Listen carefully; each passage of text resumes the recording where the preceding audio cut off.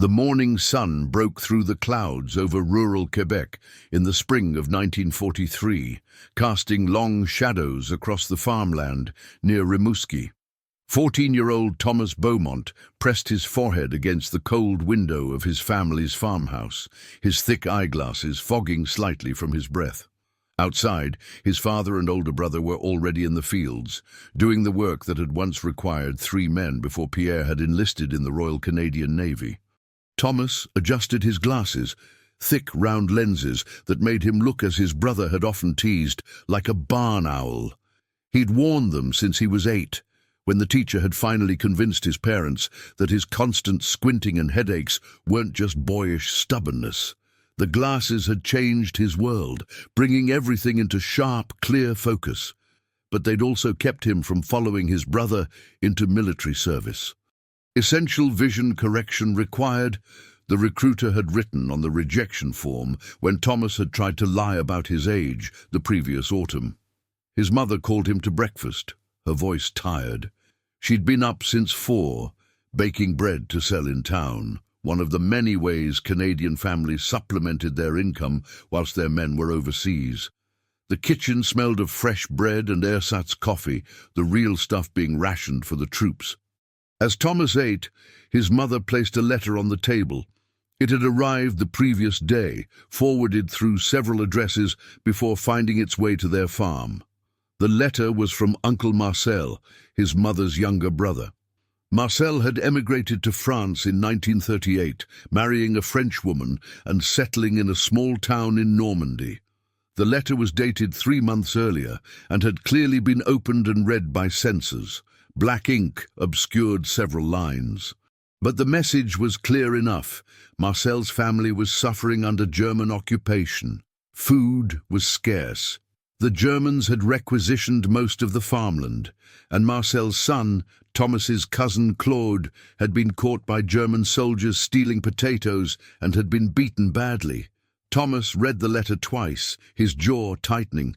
Claude was only 12. The idea of German soldiers beating a child over food made his stomach churn. His mother watched him read, her own eyes red-rimmed. "We can do nothing from here," she said quietly. "We can only pray for them." But Thomas couldn't shake the feeling that there had to be something more. That evening, after his chores were finished, he sat at the kitchen table with his school books, supposedly doing homework. Instead, he was thinking about France, about his uncle's family, about the war. His school had been teaching them about the war effort, about how even children could contribute. They collected scrap metal, bought war-saving stamps, knit socks for soldiers, but it all seemed so small compared to what was happening overseas. It was during a geography lesson the following week that Thomas first heard about the French resistance. Their teacher, Mr. Gagnon, too old for military service but fervent in his support for the Allied cause, spoke in hushed, reverent tones about the brave men and women risking their lives in occupied France. "They sabotaged German operations," he explained.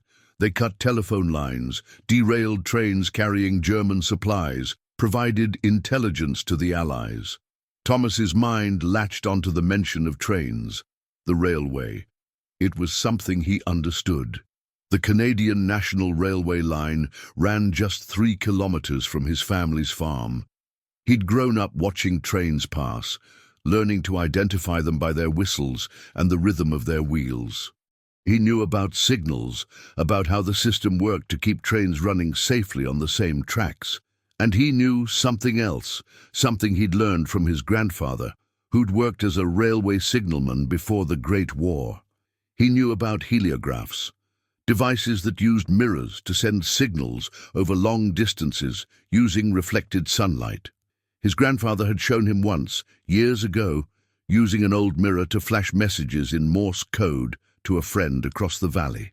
"Light travels faster than anything," his grandfather had said. "And mirrors are simple, no wires to cut, no electricity needed, just sunlight and aim." Thomas's mind began working on an idea, audacious, probably impossible, but an idea nonetheless. If the resistance in France needed to disrupt German train movements, if they needed simple, effective sabotage techniques that required no explosives, no weapons, Could mirrors work? Could reflected light be used to confuse railway signals, to make German train operators think they had clearance when they didn't? He began researching in secret. The town library had books on railway operations, on signaling systems. He learned that railway signals used colored lights, red for stop, green for go. He learned that the signals were positioned alongside the tracks and that train operators relied on them absolutely, especially at night or in poor visibility. He learned that the European railway systems, including those in German-occupied France, used similar signaling systems to Canada's, and he learned something crucial. In bright sunlight, a strong reflected beam could potentially be mistaken for a signal light, especially if directed from the right angle. It was a weakness in the system, one that peacetime operations would never have to worry about, but one that might be exploited under wartime conditions. Thomas knew he couldn't do anything himself. He was in Canada, thousands of kilometers from France, but perhaps he could get the information to someone who could use it. The question was how. Writing directly to resistance groups was impossible. Any such letter would be intercepted. But there were other ways. The BBC broadcast messages to occupied France. The Red Cross maintained communication channels, and his own uncle, if he could get word to him carefully. Thomas spent weeks refining his idea. He sketched diagrams showing how mirrors could be positioned to reflect sunlight onto railway signals from a distance, creating false readings. He calculated angles and distances. He tested his theories using his own eyeglasses as makeshift lenses, discovering that the thick glass could focus sunlight into an intense beam. He even practiced on the railway line near his farm, carefully timing his experiments so no actual trains would be endangered. What he developed was remarkably simple. A person with nothing more than a pocket mirror or a pair of eyeglasses could, given the right conditions and position, create a beam of reflected sunlight strong enough to be visible from hundreds of meters away. If that beam were directed at a railway signal, particularly at twilight or in hazy conditions, when signals were hardest to see clearly, it could potentially make a red stop signal appear green, or create the illusion of a signal where none existed. The implications were staggering. If resistance fighters in France could be taught this technique, they could create havoc on German supply lines without using explosives, without risking capture carrying weapons. All they'd need would be mirrors, items so common as to be completely innocuous. A farmer could carry one in his pocket, a child could hide one in his clothing, and the sabotage would be almost impossible to prevent because you couldn't guard every meter of railway track against someone with a mirror. But Thomas still needed to get the information to France. In May 1943, opportunity arrived unexpectedly. A visitor came to their parish church, a priest traveling from Montreal, collecting donations for Catholic relief efforts in Europe. Thomas attended the service with his mother and afterward approached the priest. In careful, measured words, he asked if messages could be passed to families in occupied France through church channels. The priest studied the young man thoughtfully. "What kind of messages?" he asked. Thomas had prepared for this moment. "Information about farm conditions here," he said. "My uncle farms in Normandy. He'd want to know about agricultural techniques we're using, methods that might help deal with difficulties." He let the words hang, meaningful but vague. The priest's eyes narrowed slightly, then he nodded almost imperceptibly. "Agricultural information can sometimes be useful," he agreed. "If you write something appropriate, I'll see it reaches the proper channels." Thomas spent 3 days composing his letter. On the surface, it was exactly what he'd described, a letter to Uncle Marcel about Canadian farming practices. He wrote about dealing with pests, about timing crops, about using simple tools efficiently. But woven through the agricultural terminology were instructions. "When dealing with persistent beetle infestations along property lines," he wrote, "we've found that angled reflective barriers can redirect them away from critical areas, especially during morning hours when they're most active. Simple glass or metal reflectors, positioned at 30-degree angles approximately 200 meters from the affected areas, can create sufficient disturbance to disrupt their typical patterns. The letter went on, carefully encoded, providing just enough information for someone who understood both farming and railway operations to grasp what was really being described. Thomas included sketches labeled as irrigation layouts that were actually diagrams of railway signal configurations. He described optimal times for fieldwork that were actually the best times of day for sun reflection techniques. He gave the sealed letter to the priest, who accepted it without comment. "Your uncle may not receive this for many months," the priest warned, "or at all. Communication is very difficult." "I understand, Father," Thomas replied, "but if there's any chance—" "There's always a chance," the priest said. "Faith requires us to act even when outcomes are uncertain." Through summer and autumn of 1943, Thomas heard nothing. He continued his schoolwork, helped on the farm, and waited. The war news was improving. Allied forces had invaded Sicily. Mussolini had fallen. The Soviets were pushing back German forces in the east. But France remained occupied, and Thomas had no way of knowing if his letter had reached his uncle, or if it had, whether Marcel had understood its true meaning. Then, in early December 1943, a brief note arrived. It had been routed through Portugal, reposted from a neutral address, and contained only a few lines. "Received your farming advice. Very interesting methods.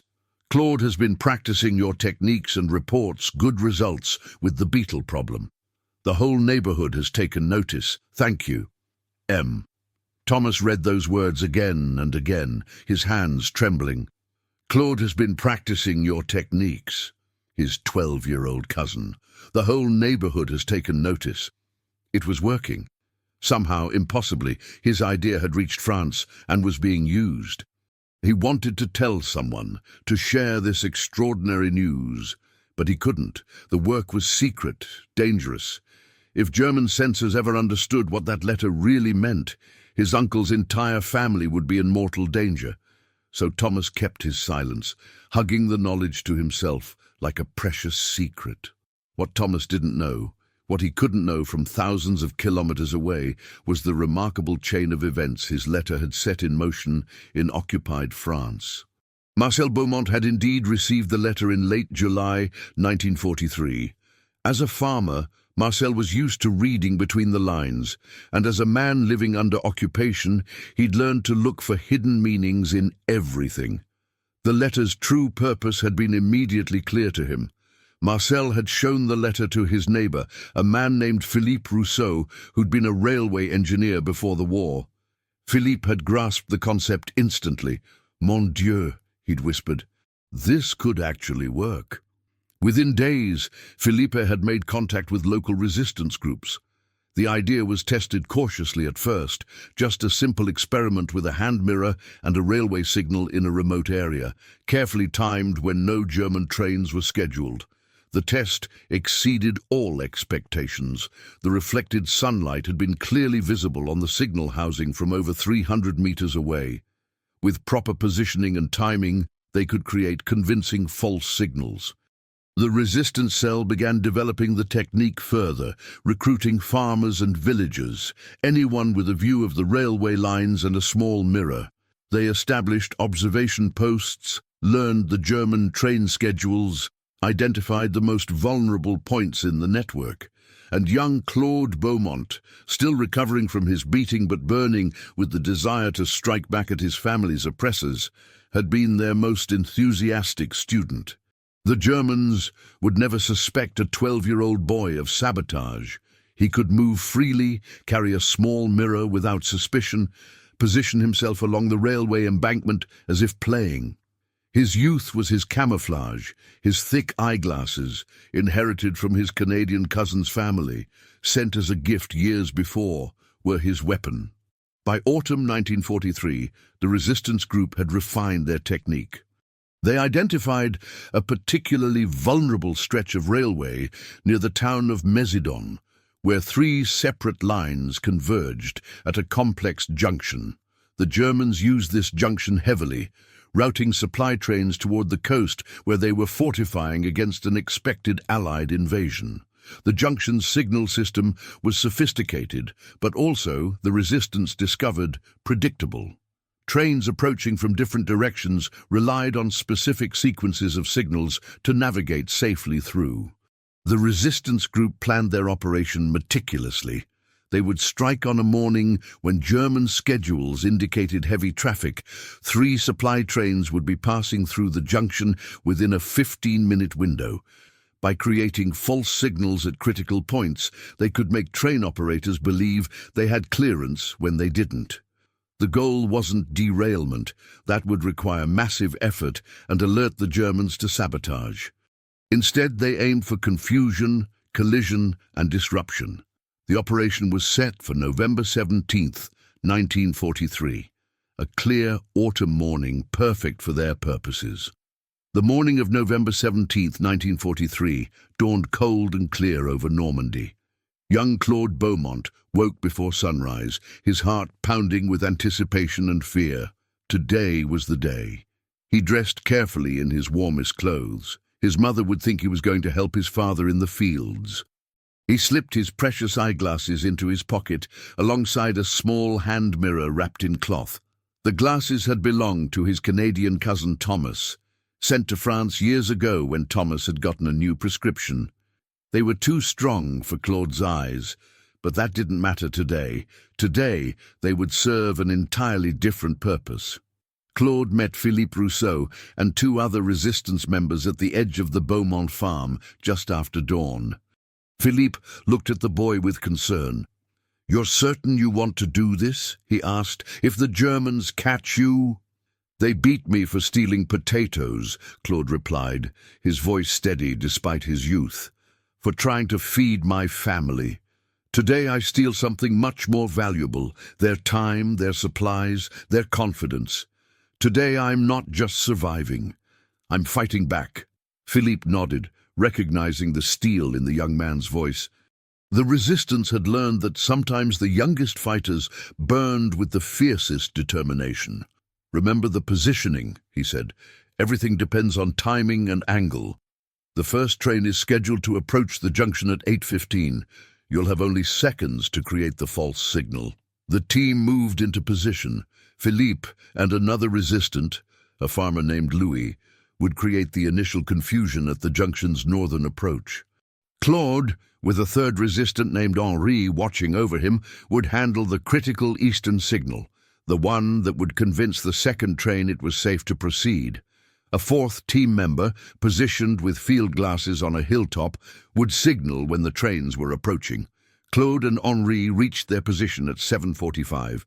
A small rise approximately 200 meters from the railway signal. From here, Claude had a clear line of sight to the signal mechanism. Henri carried what appeared to be farming tools, but was actually prepared to create a diversion if German patrols appeared. They settled into the tall grass, waiting. The minutes crawled past. Claude's hands trembled slightly as he held the mirror and glasses, but not from cold. He was thinking about his cousin Thomas in Canada, the boy he'd never met but whose ingenuity had created this opportunity. He thought about the letter that had traveled across an ocean and a continent, carrying an idea that might, just might, strike a real blow against the occupation. At 8:12, the watcher on the hilltop raised a white cloth. The first train was approaching from the north. Claude couldn't see it yet, but he could hear the distant rumble. Philippe would be in position now, ready to create the first element of confusion. The German railway system in occupied France operated with typical Germanic precision. The supply trains ran on strict schedules, their operators trained to follow signals without question. That discipline, that reliance on procedure, was about to become a vulnerability. The first train, a long line of freight cars carrying ammunition and equipment toward the coastal fortifications, approached the junction at exactly 8:15. Philippe, positioned near the northern signal, waited until the train was committed to its approach, too close to stop safely. Then, using a mirror carefully angled, he reflected bright morning sunlight directly onto the junction's northern signal housing. For the train operator peering through the morning haze, the effect was dramatic. What had been a clear red stop signal suddenly seemed to shimmer and change. The reflected light, hitting the signal housing at precisely the right angle, created the illusion that the signal had turned green, clearance to proceed through the junction. The train operator, seeing what he believed was a green signal, maintained speed. Behind him, his German supervisors noted the signal in the log, everything according to procedure. The train entered the junction at full speed, exactly as the resistance had planned. But the track through the junction wasn't clear. The signal system had been designed to prevent exactly this scenario: multiple trains on intersecting tracks. The operators at the junction station, seeing the train enter against the actual signal, began frantically pulling emergency levers. But railway signals don't stop trains instantly. A train at speed requires hundreds of meters to halt, even with brakes fully applied. Now came Claude's moment. The second train, another supply train, this one carrying food and medical supplies, was approaching from the east. This train was meant to wait for the first train to clear the junction before proceeding. But Claude, following the instructions his cousin had unknowingly sent across the Atlantic, was about to change that. He positioned the eyeglasses carefully, angling them to catch the morning sun. The thick lenses focused the sunlight into an intense beam. Henri, watching through his own field glasses, confirmed the alignment. "Now," he whispered. Claude directed the focused beam at the eastern signal, moving it slightly to create a flashing effect. For the operator of the second train approaching the junction, the sight was perfectly timed. Just as he was slowing to obey what he thought was a stop signal, he saw what appeared to be a green clearance signal created by the flashing reflected light hitting the signal housing. German train operators were trained to trust signals absolutely. The operator, believing he'd received clearance, released the brakes and maintained approach speed. His supervisors, seeing the same apparent signal change, confirmed the order. The second train entered the junction from the east. What happened next unfolded with terrible, inevitable logic.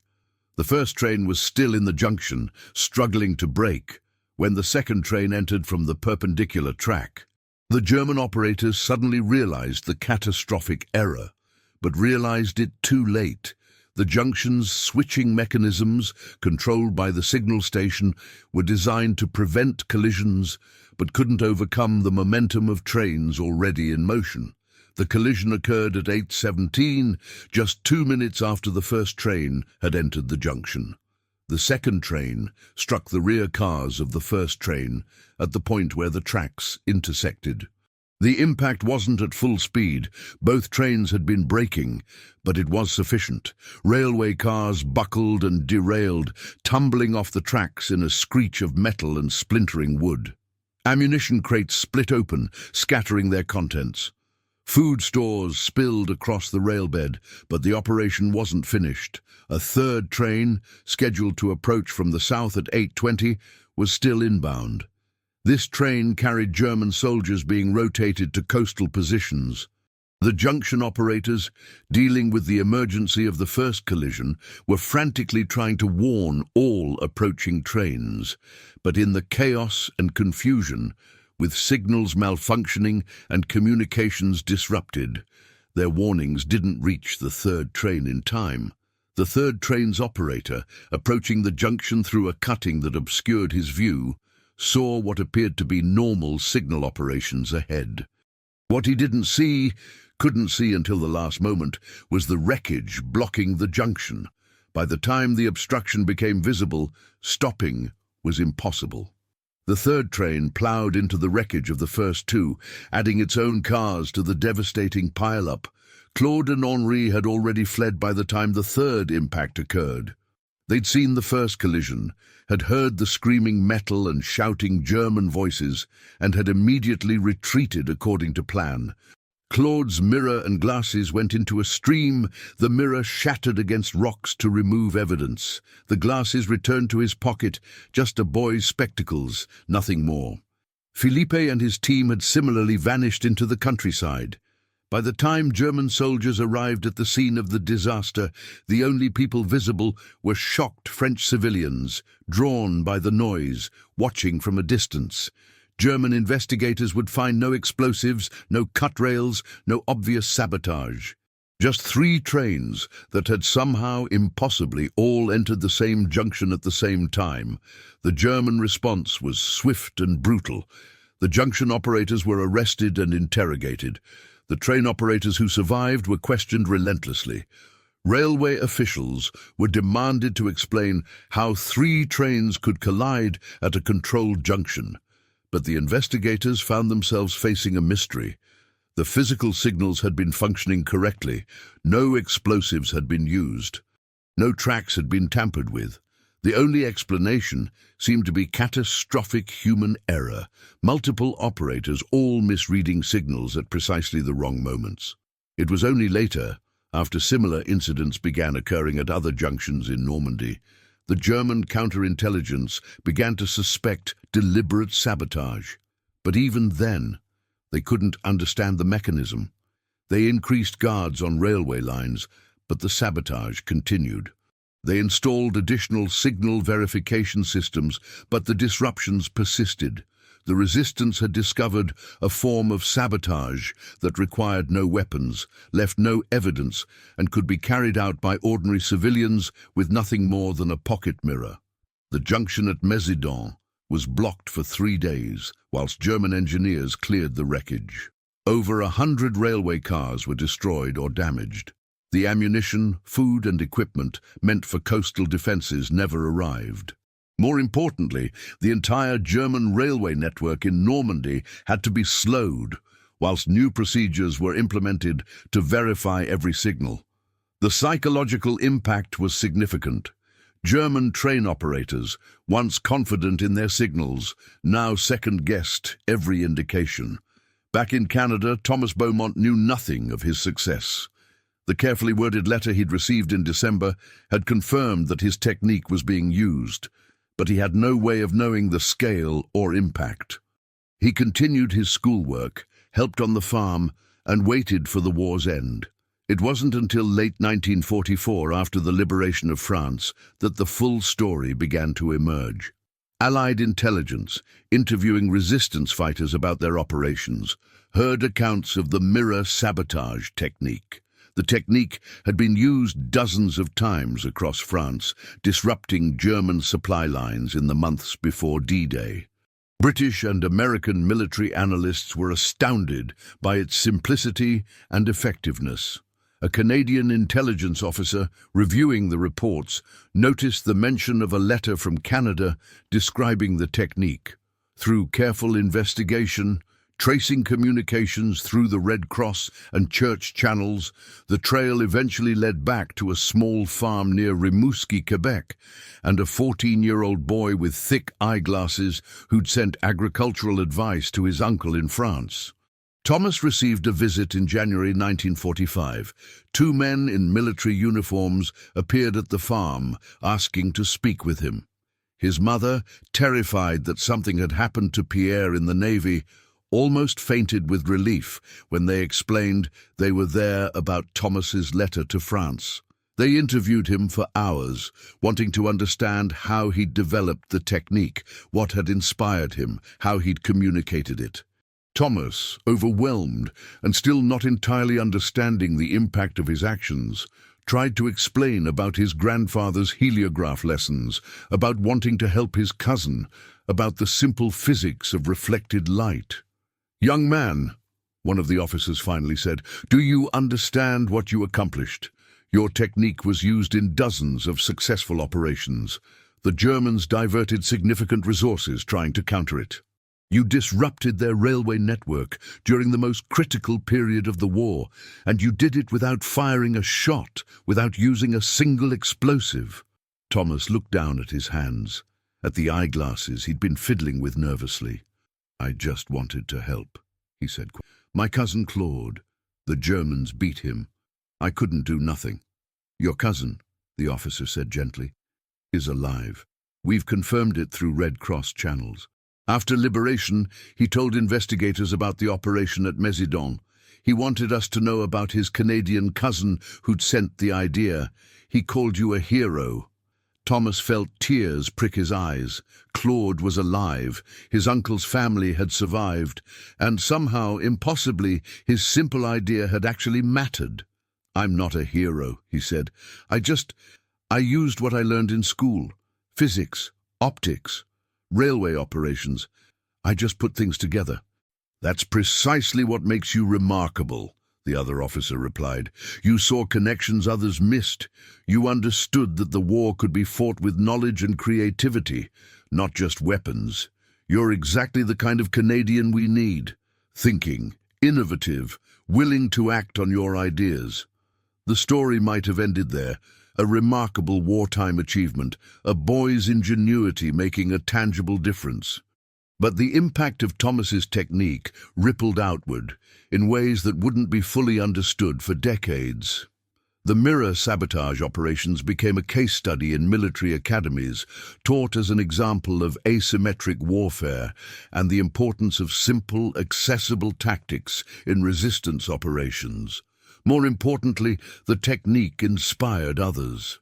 After the war, when the full scope of resistance operations was documented, historians found dozens of instances where simple, low-tech sabotage had proven more effective than elaborate operations. The lesson was clear. Sometimes the most powerful weapons were the simplest, the ones that required creativity rather than materiel. Thomas Beaumont never sought recognition for his contribution. When the war ended and Pierre came home from the Navy, Thomas quietly returned to his studies. He'd lost 2 years of school helping on the farm, but he caught up quickly. His teachers, who'd once written him off as the quiet boy with thick glasses, suddenly saw his potential. The physics and mathematics that had seemed like abstract school subjects had proven to have real-world applications. He eventually studied engineering at Université Laval, specializing in transportation systems. His master's thesis, written in 1951, was on railway signal security, examining vulnerabilities in signal systems and proposing safeguards. He never explicitly mentioned his wartime contribution, but those who knew his history recognized the genesis of his interest. In 1955, Thomas traveled to France for the first time, ostensibly for an engineering conference. But the real purpose was to finally meet his cousin Claude. The reunion, in the same Normandy farmhouse where Marcel still lived, was emotional. Claude was now a young man of 24, studying to be a teacher. He'd kept his thick eyeglasses, the ones that had helped focus sunlight on that November morning in 1943, as a reminder of what ordinary objects could accomplish in extraordinary circumstances. I still have the mirror too, Claude admitted, showing Thomas a small, cracked hand mirror carefully preserved in a wooden box. After the war, when they wanted me to donate it to a museum, I refused. This mirror helped free my country. It deserves to rest in peace. The two cousins spent hours talking, filling in the gaps of wartime communication. Claude described the operation at Mézidon in detail, the fear, the exhilaration, the aftermath. Thomas shared his own war years, the endless waiting for news, the uncertainty about whether his idea would reach France or make any difference. You know what's remarkable? Claude said at one point.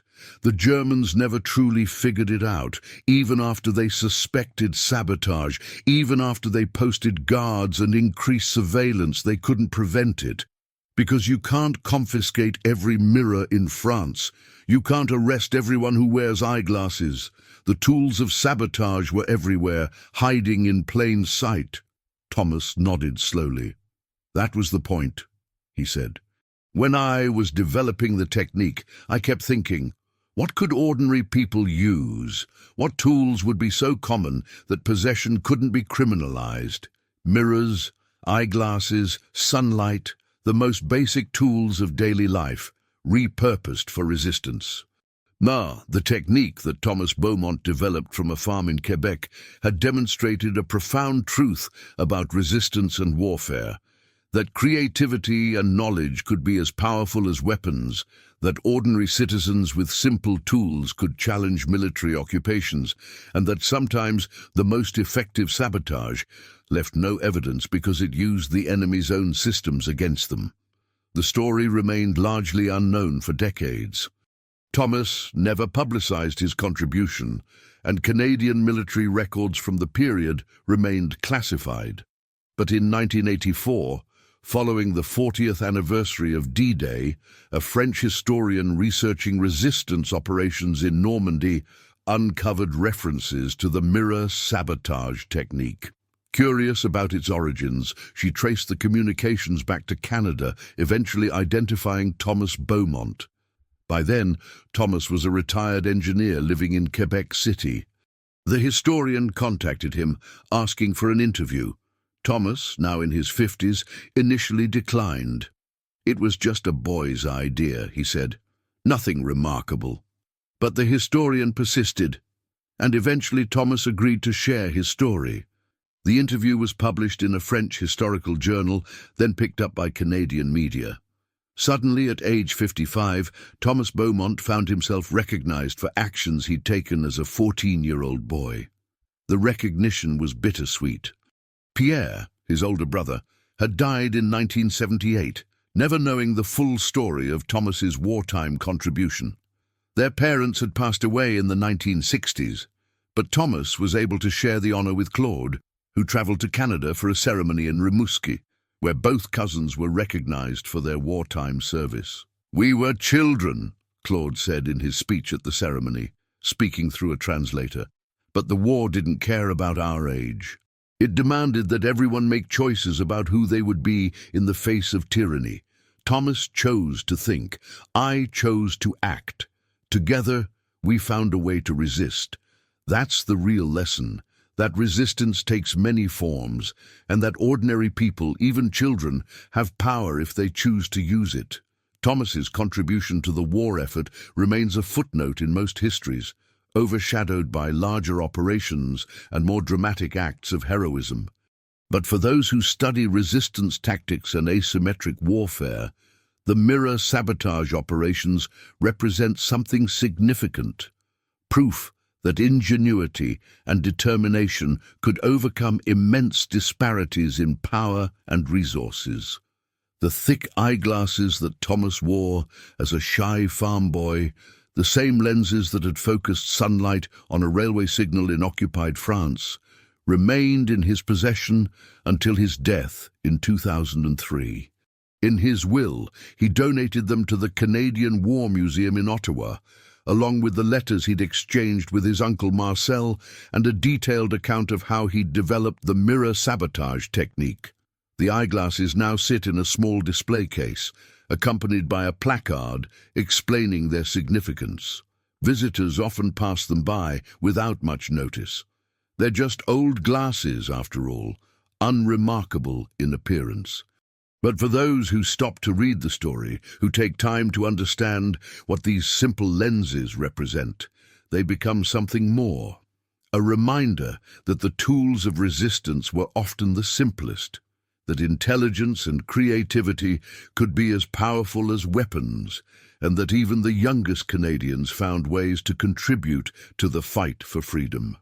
Claude Beaumont passed away in 1998, having lived a full life as a teacher in Normandy.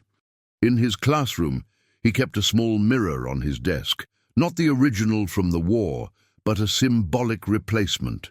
When students asked about it, he would tell them the story of how his Canadian cousin had sent him a letter disguised as farming advice, how a simple mirror and a pair of thick eyeglasses had become instruments of sabotage, how sometimes the most effective resistance required not violence, but cleverness.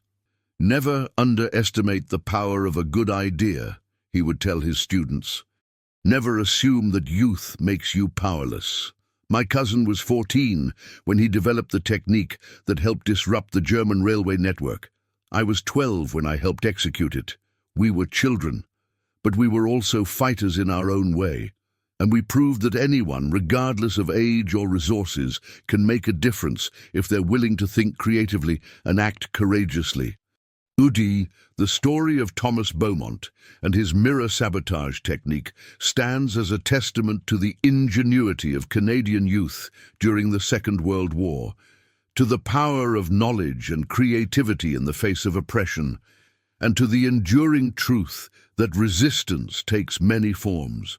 Sometimes the greatest weapons are the simplest: a mirror, a pair of eyeglasses, and the courage to use them.